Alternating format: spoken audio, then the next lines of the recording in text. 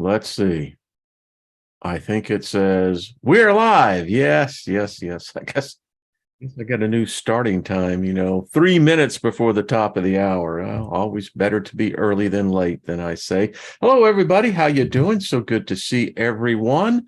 As I peruse around here and go, okay. That should be coming up, and there it is.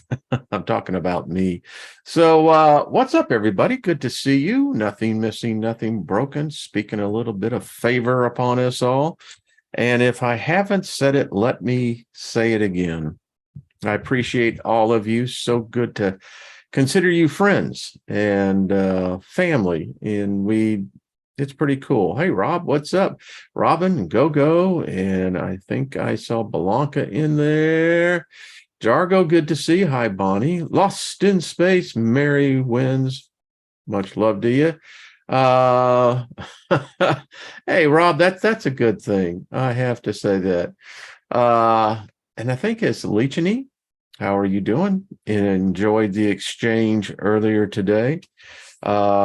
Good topics. I mean, folks, some of the emails, wow. I'm surprised some of the people who write listen.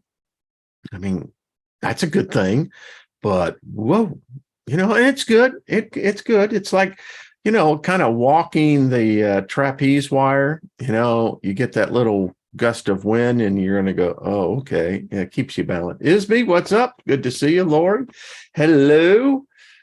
Ruby, good to see you as well. Peter, Sun Vibrations. Yeah.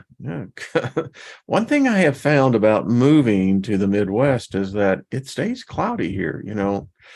Living in Colorado, particularly in Denver, I mean, we had more sunshine than we ever had cloud. I think we had Denver, I think averages, and I know a lot of y'all who live there, you'll know it as well, like 300 days of bright sunshine. So yeah. Anyway, what else is happening? And Bosto, be of service to others. We are prospering, and again, got that favor thing. It works. If you speak it over your life, it manifests in ways you don't even know. So I have the rare privilege, because of y'all, that I can just speak favor over all of you. So it's like Johnny Appleseed, man, just throwing out the favor seeds here and there. So Marcy, good to see you. Digging the Christmas music. I really do like it. I mean, we don't get into, I love how Trina expressed celebrating the holidays, and it's good that we get a holiday. I mean, the system, it wears us out. It's designed to suck the very life out of us, and we're supposed to be just as happy campers going, oh yeah, man, we're going to get 80, 90 years. Some maybe 100. But it's getting to be such a messed up reality. Do you really want to live in this reality? And here's a question as everyone piles in. Good to see you. Thank you for hitting the like button. And again, Doll Mac, good to see you as well. Just saw you. Robert V, snowing here and roads are bad. I hear you getting hit good, Robert. Is that true? I hear blizzards. Is that right? Hell of a thing. It is. You think about it. Emerald Eagle, good to see you as well. Well, Robert, all I got to say is, pace yourself on shoveling. Yeah. Guess that's the one thing. The snow is beautiful. Love it when it falls, but what a pain in the ass later. So, I'm deeply into this because and it's just me, but I think the topic is leading to some very interesting directions. Whether we'll find an answer, I don't know, but it's certainly, the scenery along the way is just far out. I mean, think about it. So here's a question I was thinking. I said, okay, so this creation thing, did we come about like this, magic. I think it's magic, and you're going, okay, some being of some kind has simply snapped its fingers and said, let there be a man. I don't know. I mean, I believed that for a long time, but when you stop and think about it, you're going, now, wait a minute. Do you know how complex our bodies are? How the blood flows through our body, how it reaches every part of our body. It's, no engineer born could ever even, I think, ever think about all the little nuances that it takes. And it does it automatically. I mean, all right, are you going to say that happened just in a minute? I mean, they say that the Big Bang, that's how it started. And believe it or not, actually, if you go with the Bible, it kind of backs that up, where it says that this God, whoever it is, said, let there be light. That's the Big Bang. But again, just step it back and it says, well, if it said, let there be light, that means there wasn't any light. It means it was darkness. Some person wrote me and said, it's a pain in my derriere that I can't argue with you on that. I mean, if it didn't have light before, I don't know, what the hell did it have? Anyway, going right on along. Hey, Grace, what's happening? I think we are the original test tube babies. Massive experiment. I would happen to agree with you on that, dear. Shadowfile says our brain is a computer and our chromosomes got like unlimited terabytes of data storage. Would it be something if we could access those? Oh, hell, we're beyond, let's see, terabytes. Then it's, what's the next one? A Google eventually comes after that. Anyway, yeah. Imagine that. Nyota, good to see you. And so the question I'm putting out there, so do you believe that that's it and here we were? Or do you think that natural evolution of life played a role in this? I don't know how you can break the physical laws in this realm and say that it's legit. Because to simply say that and all of a sudden it's right there in front of you, I mean, I'm just looking at it from a layman's point of view. So I know what it requires for thought concentration to establish faith and belief. It takes a lot of concentration to build great faith. It's not easy. That's why most people fail at it. So great concentration leads to faith, because faith then applied to belief, well, you can make magic happen. It doesn't have to be in a religious confines. It can work outside the lines. Go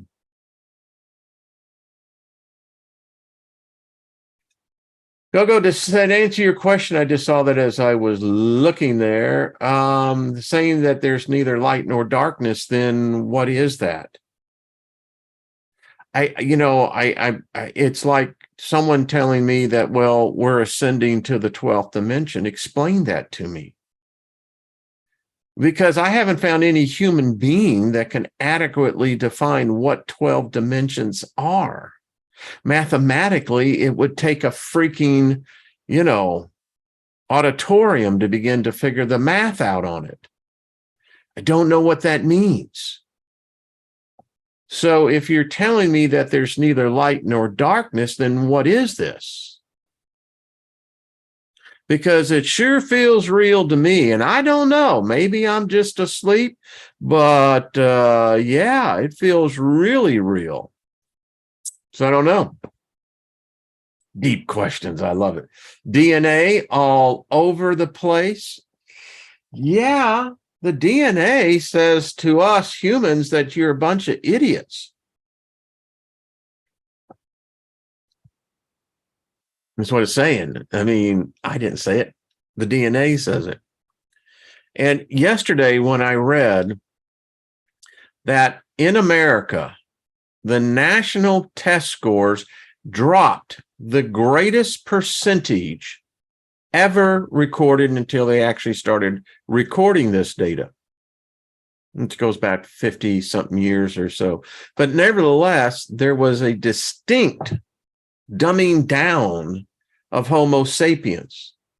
And the thing that I talked about the internet, someone said, well, maybe that was its intent was evil. I don't know. I just experienced it from my end. It was a lot of fun. I mean, we were pioneers. You know, I attended a thing in Breckenridge back in 1999 called the Executive Mindshare. Top minds were invited. I was invited. I don't know what that says, but anyway, a lot of the people were there. Bezos was there. Gates was there. Meg was there. I mean, just a lot of the pioneers. Michael Dale was there. And it was an executive forum. And it was interesting because a lot of the breakout sessions were dealing with, so what is this internet? This thing we're defining about brick and mortar to, you know, taking them into what no one really knew, the virtual store. I still have over here from that conference, the e-commerce manifesto. My point to all this is, you know, maybe it's because we are inherently flawed, yeah. That we just screw everything up. I don't know. It's certainly messed up. So anyway, lots covering. They find all the bones of animals, mammoths and such. Where are all the human bones? Well, the human bones would be consumed by the earth because apparently us, sapiens, and I suspect the other humans prior to us, we bury our bones or we burn them.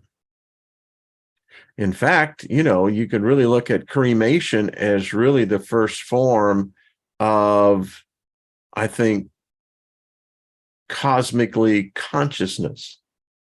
You know, when my time comes, my wife is the same way, we're going to be cremated. I think it has deep meaning, but anyway, apparently so do our ancestors. But to answer your question, Blazing River, I think that's, hey, Chloe, what's up, darling?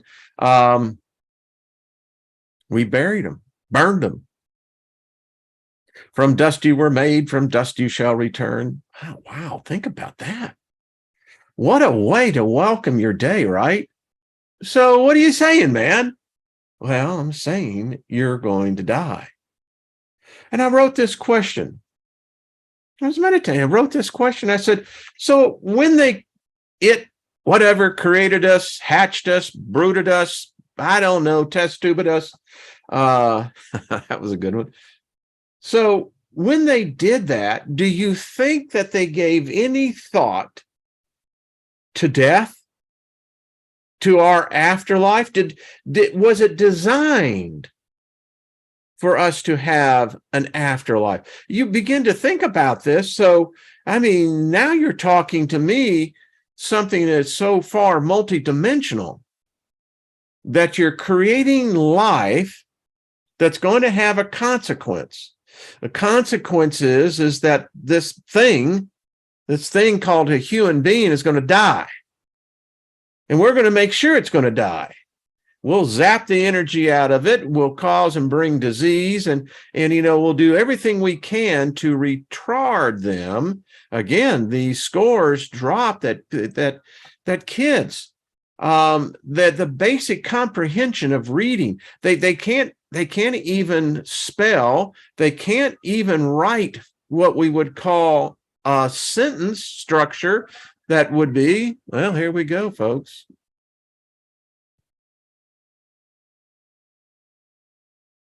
Yeah. Well, we just speak favor to wherever that's going.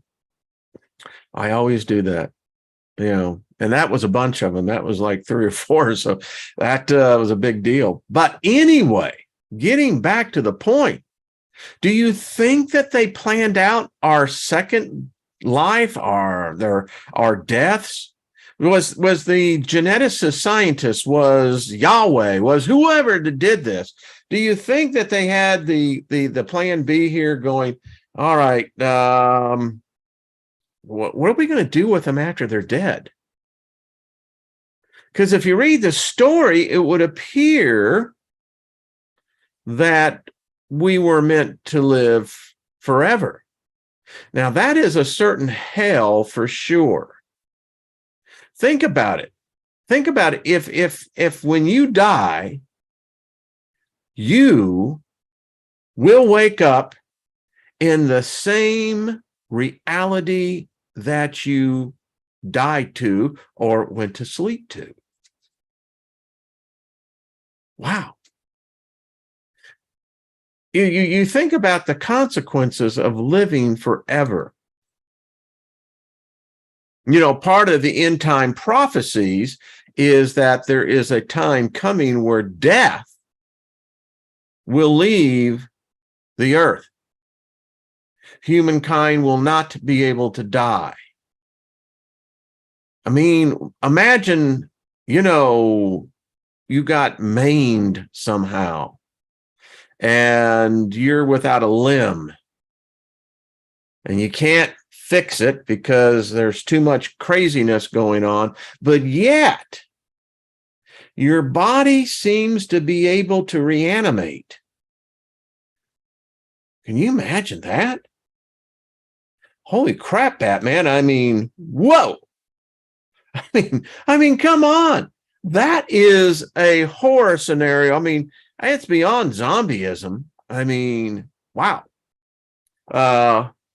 Says Mary Hodges says, do we really ever truly die? I agree with you.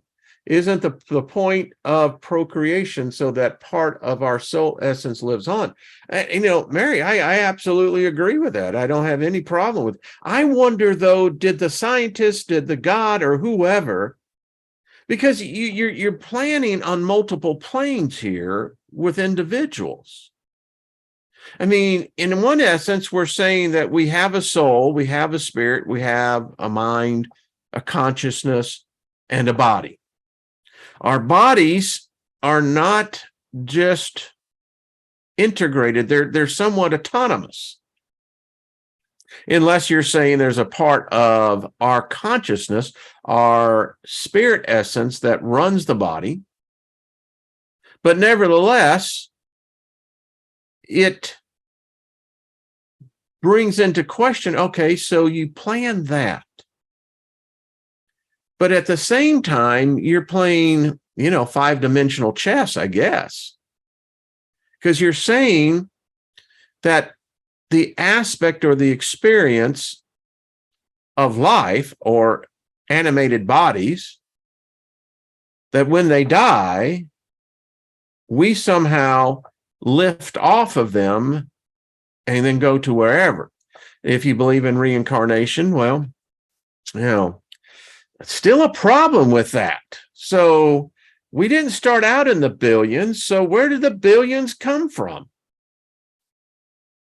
And then getting back to the question. So was death thought out for us? Or was it a kind of a consequence, a cause and effect, that they didn't care? Screw you. I mean, we didn't create you for that. You were created as a worker, because that's what Adam was. He was a gardener. I mean, I like gardening, but we didn't have any idea what was his day. Was it 24/7? Did he have sunlight 24 hours a day? Did he sleep? Was the necessity of how much did he garden? I mean, what was he gardening? And if he hadn't been doing it, then who was doing it before him? I don't know. They don't tell us that. And so if he was created, because you remember the fall was because he became a god. And what they did, or what it did, it cursed us. Flat out cursed us. Okay. Now I'm feeling really the warm and fuzzies on this one. Then had the gall and audacity to say, guess what? You're going to die. I'm sure for Adam, if you're the first one, right? What the hell's death? All I know is this. Hey, Esley, what's up?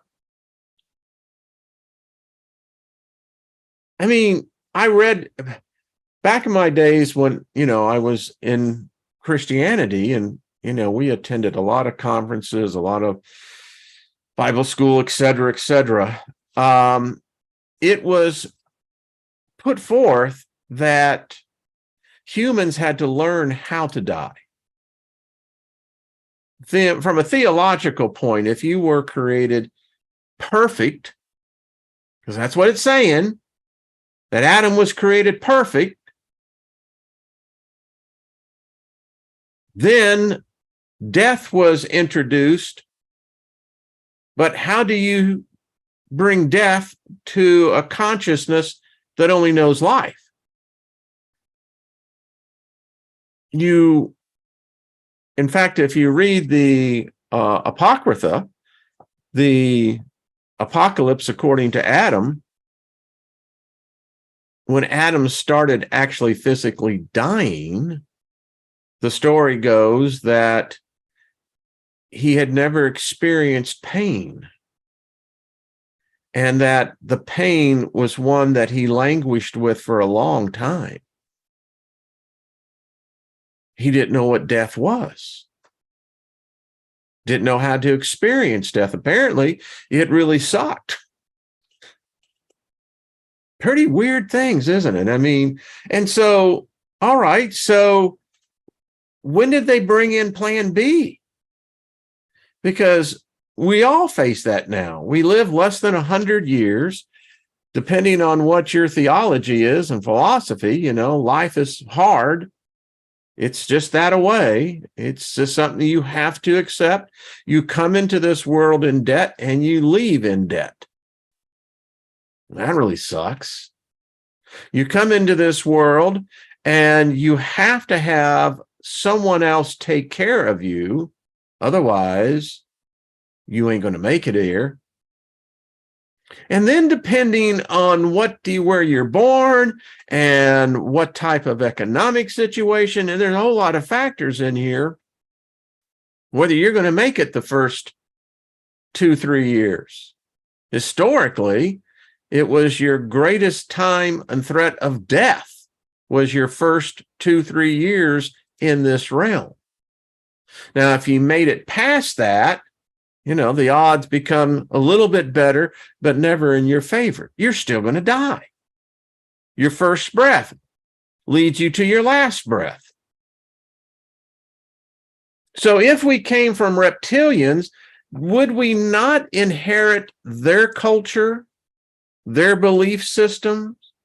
Because our belief systems are certainly permeated with reptiles, serpents, whatever you want to call them, they're there. So did they have a say in what our afterlife is going to be like? Because, folks, there is one, and all you can say is that it is either complete chaos or it's a complete hierarchy of a very defined structure. Now, depending on what your belief system is, you think there's only two possibilities for you. You either go up or you go down. If you've expanded beyond that, you know that is a created illusion. It's a trap. It's designed to keep you compliant. It is designed to keep you in fear. All right, now we've equated death with fear because we don't know what's on the other side, because, all the modalities of mediumship, you can't be doing that shit, man. You're going to get yourself, you're going to be messing with some stuff you don't know about. Well, you know what? If I don't know about it and it exists, particularly on the other side, I'm just a simple guy. That's all it is, simple man here. But what I hear inside of me going, the old Boy Scout motto, be prepared. So if there is the ability to potentially to communicate to the other side, because I want to find out as well about this death thing, since it awaits all of us, and I want to know who created it. I mean, have you asked yourself that question? Who created this other realm? Was it the same architect that created this realm? But we know that time is fluid, as is reality. And the impression that this event, your life, you're going to be time-stamped. We all are. You're going to cross over and think about it. Are you going to be able to exist in a culture of 1850, 1822? How about would you be able to exist in a culture of 522? Hell, let's go back and let's go 5 BC. I mean, BCE, whatever your point, but all right. So it means that when I transition over, you're going to put me into what? I would say that the shock factor, is much like birth is really death. It can't be birth, to life, because that's fleeting. It still defines my thesis and hypothesis that this is the death realm. Always has been. It isn't lasting. And the thing about it is, so many people hate this death realm that they take their lives. And in essence, we all do. All of us, we're all committing suicide, or we're slowly being murdered. One of the two. So maybe the less that I experience in this death realm, I can get back to life. Because I don't like some of what I'm hearing. So, man, deep. Lost in space. I don't think consciousness experiences death, but I don't know about that. I mean, I've seen people die. And my wife has seen more death than anyone I've known. She's observed, as I've talked on here many times, 2 different types of death. One, there is this sweet surrender, this giving into. It's very peaceful. It's not unpleasant. The person seems to literally just slip out. And then there are the others who fight it. They have so much fear, so much anxiety, that even the fact that their bodies are dying, they are in torment. Now, I don't know, but I think they're consciously aware of it. They have to give them sedative drugs to calm them down enough to die. There have been those who have died in the clutches of that. And as my wife has said, the body is in this as opposed to being almost sleep-like. So this is deep, because you have to think that then there is structure over there, or would give the appearance of it. there appears to be laws. There appears to have beings that never experience death, which we call life, but they're well aware of it. I was once taught by a particular biblical teacher that the angels actually fear this thing called life. Depending on your point of view and your knowledge level, they've seen it. And they're afraid of it. Because what they see in us in this realm, that's what they see as death. There is this no celebration.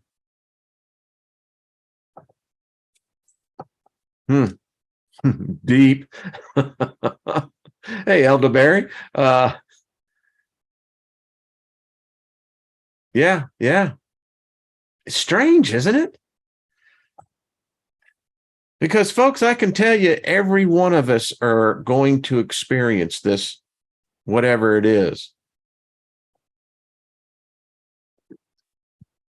So my whole point is, I'd certainly like. I've enjoyed the trip here. Going to continue to enjoy it, but I also now am at this point where, hey, this isn't some far, far away place. What I'm talking about is that, it's forthcoming. And, for some, sooner than others. Paul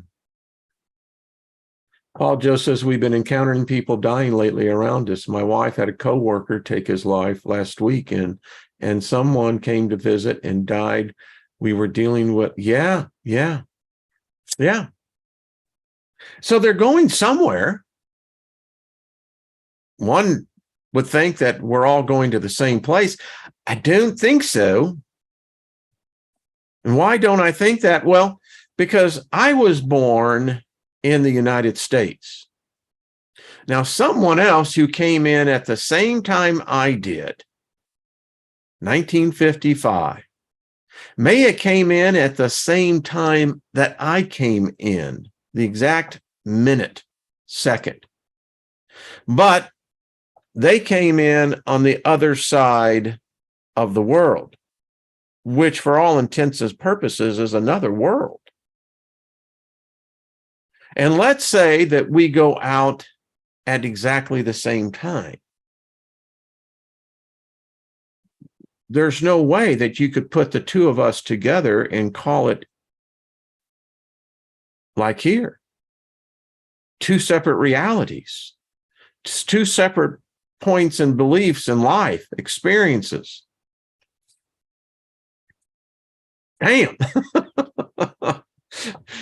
You got it, folks. I mean, come on. So let me pull something up here. I want to share this with you because what we're getting into here is that it even gets deeper. This is from the book, The Four Earths and the Two Atoms. Now, this is taken from a Christian perspective, but again, glean from the information of it because it's a thought out there. It apparently, the thing about Christianism today is that it's a schism. Their first great schism was back in the 1700s, and today it's pretty freaky. That's all I got to tell you. But look at this. So their approach here in their theory is that the first earth in beginning creation. Interesting term. In beginning of creation, the eternal Godhead, immutable, okay, means it can't be questioned, it's above all, the eternal Godhead. So I just wonder, eternal, well, what does this mean?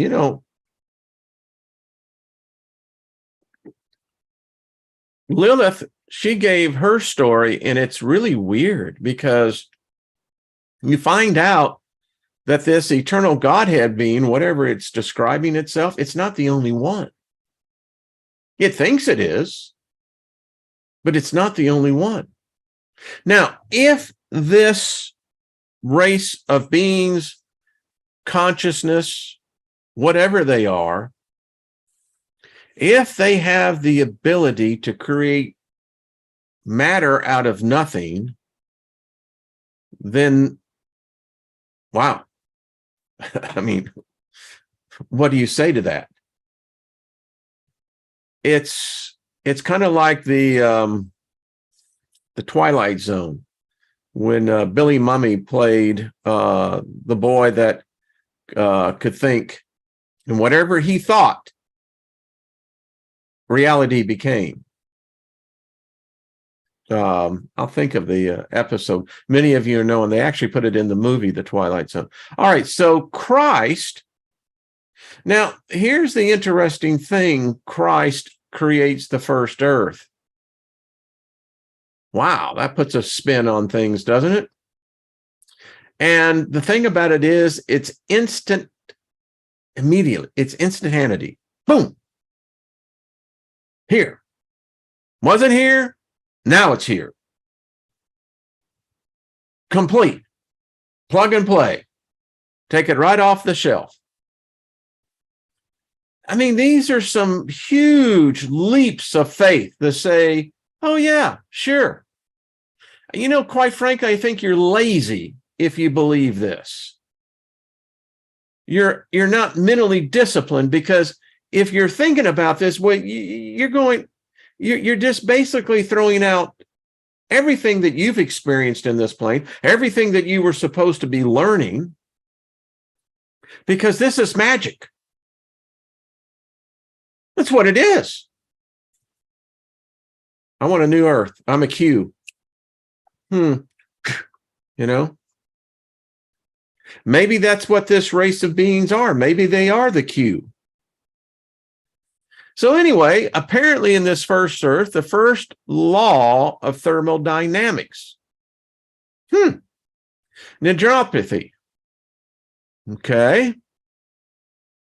First cause and effect. I mean, this defies reasoning beyond this, because what you're saying, if this was the first cause and effect, there was nothing. A nothingness. First interval, indefinite and absolute prior to Lucifer's sin. Now we got Lucifer in here, a made-up name, made-up character, but yet now we got it playing in the annals of our beginnings. First divine judgment. Again, supposedly here you have perfection giving birth to imperfection. It's impossible, folks. I've had more people struggle with that.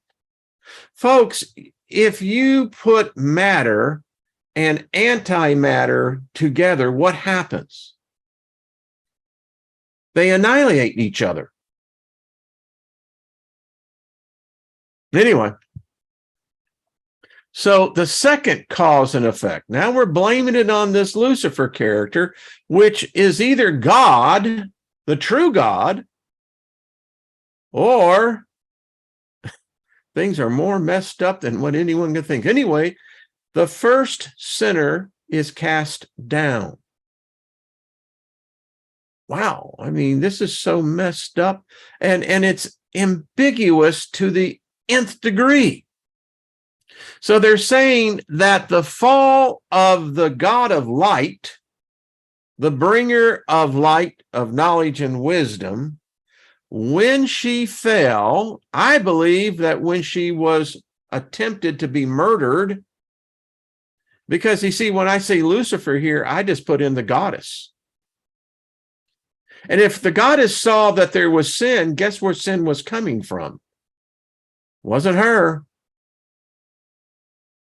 So anyway, this caused the Big Bang. Wow.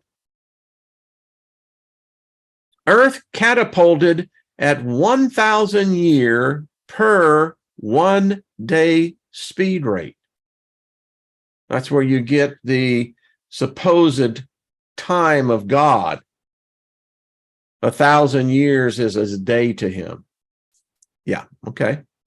Earth becomes formless, the second cause, and void, second effect. Dinosaurs destroyed, etc. Well, we're smart enough here that we question everything, and we're going, oh, wait, time out. So where are the dinosaurs in this? You're saying that the earth becomes formless and the dinosaurs were here before that? Well, when did the dinosaurs come in at this big bang and when earth is being catapulted at this tremendous rate of speed? And it can't catapult straight.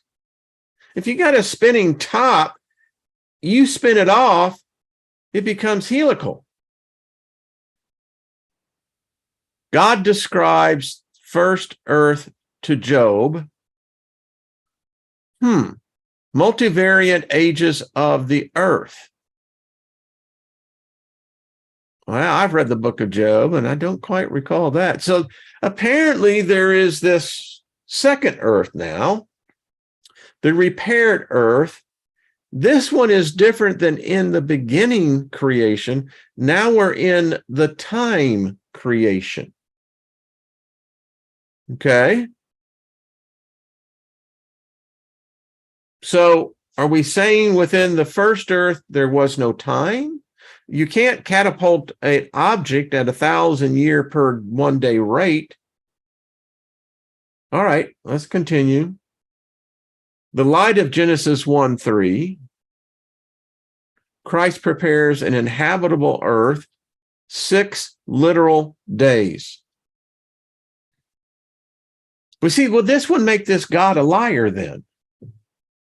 Because it apparently took the time to set down laws, principles, how cells divide, multiply, how they begin to take form and cohesion, etc.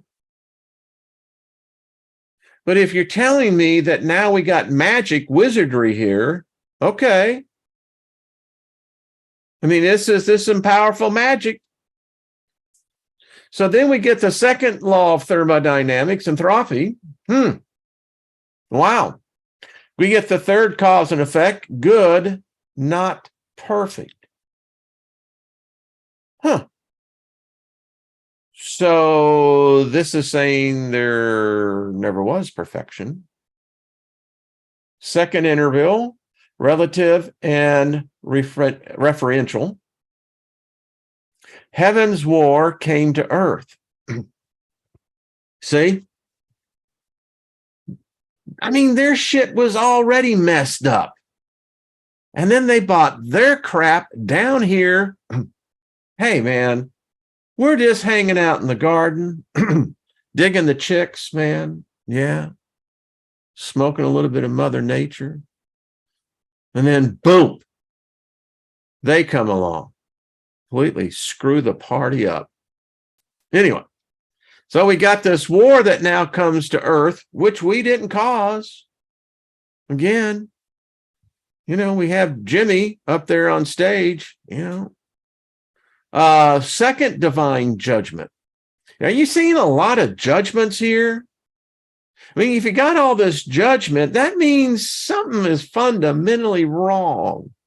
So Christ is slain, Adam downcast, expelled from the garden, creation subjected to vanity, free will theorem, decay rate for Adam begins.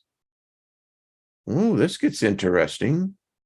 So prior to this, what cosmologically could happen for the decay rate of a body to start?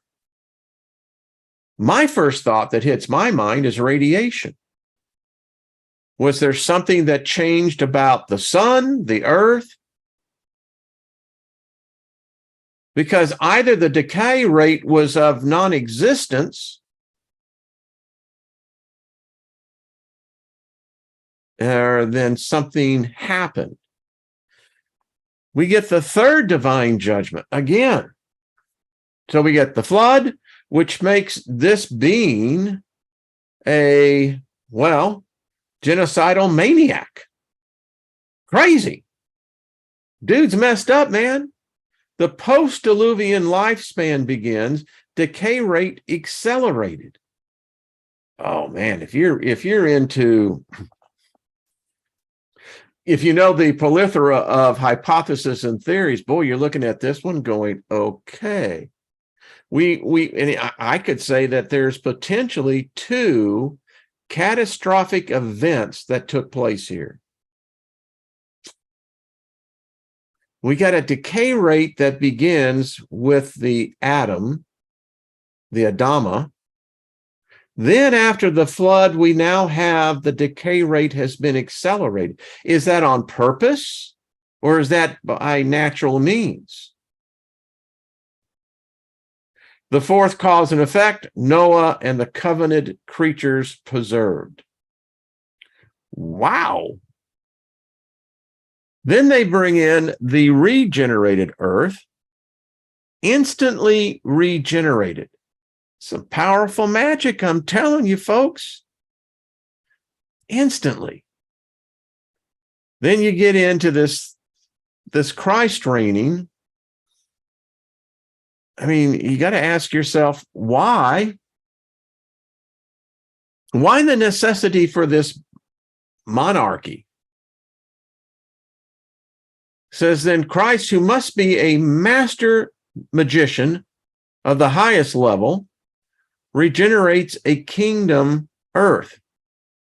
Says that God's purpose for the earth to be replenished and is accomplished by the last Adam. Okay, so now we got this word replenish. Where have I seen this before? I'll tell you where. It was the second creation.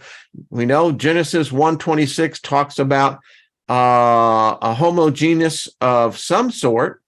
I don't think they were sapiens, but anyway, they were found to be perfect. There's nothing wrong with them, but then they're gone. The earth is destroyed.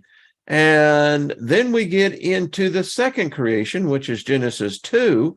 And isn't it amazing that in Genesis 3, we read this word where this Yahweh, this Elohim, tells its slave, its servant, Adam, says to replenish the earth. Well, okay. You know what immediately what I'm thinking? Well, this requires sex. And when people start having sex, I mean, it don't stop. And you can't say that sex is against God's law because I can call you a liar right here. So there's a lot of sex going to happen in this period of time. How does that happen? I know how it happens here. All right, so we got the first law of thermodynamics. The antediluvian lifespan is restored. Doesn't this sound like a genetic experiment?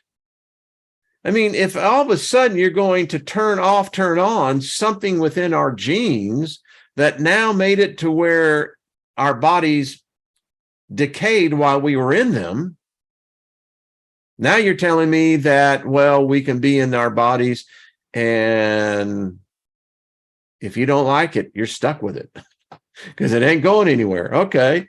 Earth is regenerated, 1,000-year reign to replenish the earth. You know, can I ask a simple question from a simple man and then for a friend? I mean, if you can go up in here and instantaneously create the earth in 6 days, you got animals, you got bugs, you got all this stuff going on. Why the hell are you going to need 1,000 years to accomplish the same thing you did in a day? Well, excuse me, 6. So the fourth divine judgment, man, the repaired earth is replaced. Okay. If you got something here, and then you replace it with something here, that means this one ain't here anymore. Well, that sounds like a catastrophic event where the Earth is just obliterated. So are we talking about a new solar system? Do we have a new star? What's going on here? I'm lost. So the third interval, the 1,000-year reign, definitive and relative, instantly created, boom. Then apparently this Christ destroys the last enemy. Who is the last? Who was the first? He delivers up the kingdom to his Father. Who is this Father character? Someone wrote to me, said, well, you're just trying to be antagonistic. You know that that's God. I don't know it's God at all. All I know is Yahweh, the Elohim, Jehovah, did not call himself Father. It's not even in the culture. And so now this is a war that's taken place. You got to defeated something. And so he delivers up the kingdom to his Father. I wonder what shape it's in. Now this Christ creates the final world, the new heaven and earth. And then you get the final law of thermodynamics, the internal negativity, and the six cause and effects. First, earth passes away, dissolved with fervent heat, new earth created. Okay, I know enough astronomy that you're talking potentially a supernova or star going supernova.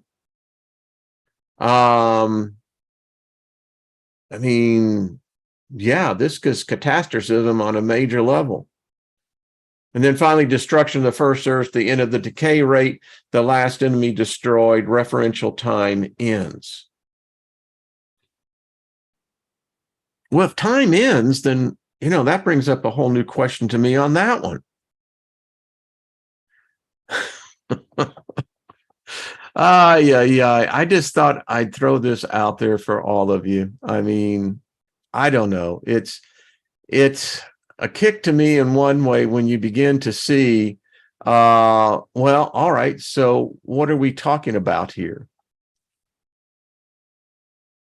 Because it impacts all of us. And quite frankly, I don't know what's being said here anymore. I mean, to me, I can read it. I understand the words, but I have a different point of view now. I have a different perspective. I'm looking at this and going, well, you're telling me, you condemn me because I practice magic, I practice the occult, I teach the occult, and you're telling me that I'm this bad individual, but I just read everything about your God, tells me that he was probably the first magician.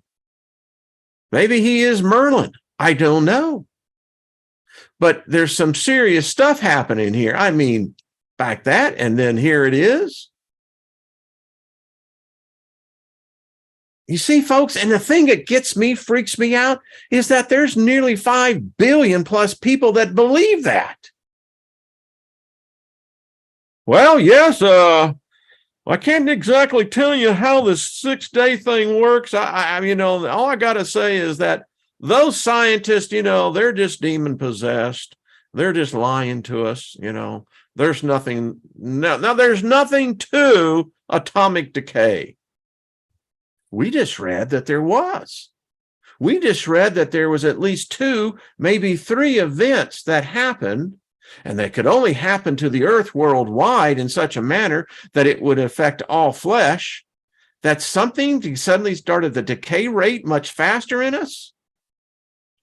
Now you know why the angels, even the demons, are afraid to come in here. I know that sounds weird, but if you ever been around a person who was quote unquote demonically possessed, they exhibit some strange behavior.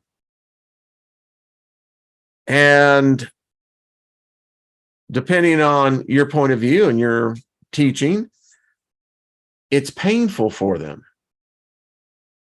Which is kind of weird, because if they find being in the body to be painful, Well, then how can a spirit go to hell and be tormented? How does that happen? Just asking for a friend. I don't know.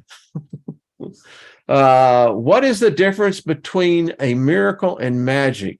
Sheila, how are you doing? You're absolutely right, my dear. I don't find anything. They're synonymous with one another. They're kissing cousins, or they're, fraternal twins, one of the two. I don't know. Emerald Eagle says, why do the Hebrews follow a moon calendar and not the sun like we do? Could it be that Ashroth? I don't, miracles happen without effort. Magic we do intentionally. That's an interesting point of view. I could go with that. John said you can get arrested for shaking your magic wand. Sure. Yeah. Uh-huh. I mean, and we're eventually going to get into what the alien interview was about. I mean, because now it's going to go back and we read this, you're going, all right. I mean, the show yesterday invoked some, particularly in one person, the whole thing, it was like, it was nonsense. As they said, you have to almost be certifiable nuts to bring out such a theory. But yet this person, in all their accusing in their wonderful little email, never gave an answer. I mean, if you're going to criticize someone, at least give foundation to your criticism. I mean, just don't tell me you got the Bible. That thing is nothing more than a black magic spell. That's all it is. It's a spell book. But anyway, and if that's the only thing you can quote, I'll have this to say to you. Ignorance is a self-inflicted disease easily cured by knowledge. Copyright R. Wayne Steiger. So encountered a demon with a hornet as an attribute. That's a mean son of a bitch. Yeah. And then you got to ask yourself, is this, what if they ain't demons? What if they're humans? I mean, listen, Lester Summerall, I had a great deal of respect for the man. He was very narrowed in many other perspectives, but he had occult knowledge. And as he said, the angels and the demons, they fear this realm because they can see death, at least a version of death of which they have the same threat. So I just, again, asking for a friend here. If you were human, you pass over to the other side. Let's say you were really into, let's just take Hugh Hefner. Weird choice, but follow me on this. So sex was like his whole empire. So I wonder if he got over on the other side. I mean, a woman's beauty, even the heavens, the angels marveled at Eve's beauty. They saw a naked woman there and they went, holy crap, look at that. Yeah, and I think that the female form is a miracle. Whoever came up with that, high five. That's all I got to say. So Hugh Hefner says, I got to get some. I mean, what they got over here is virtual. I want the real thing. Why wouldn't you, if you could find a human being who was weak, who, let's say, had a penchant already for that? I mean, if a demon can move into a body, why can't a human spirit move into a human body? I don't know.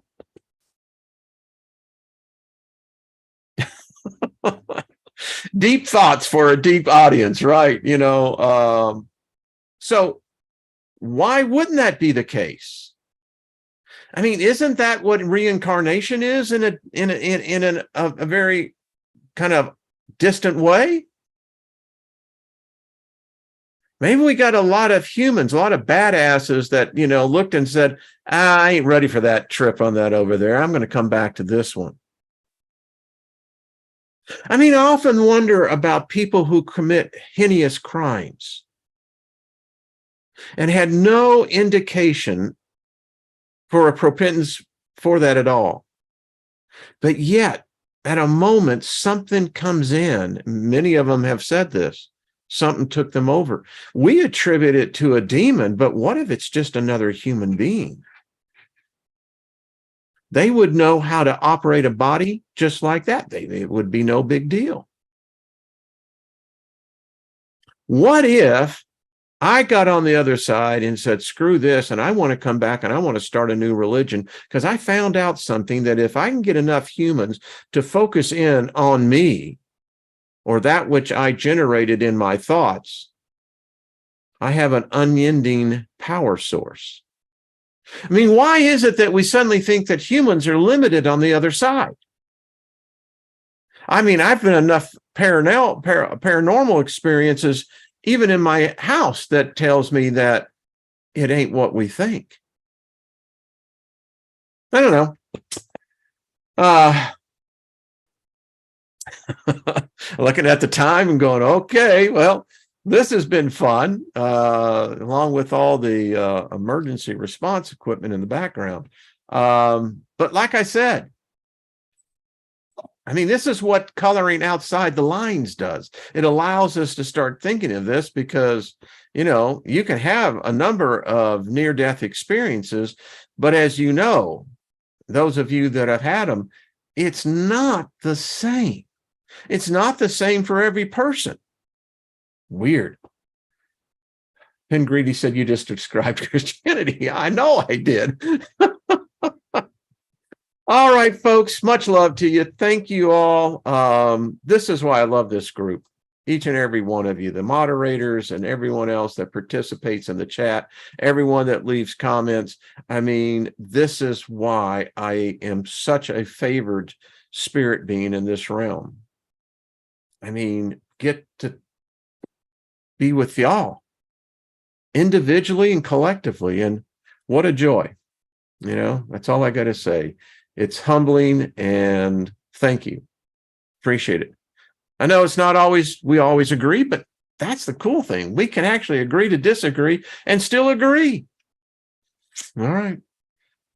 Thank you, Blazing River. Peace and favor to you as well. Make sure to hit the like button on your way out, and we'll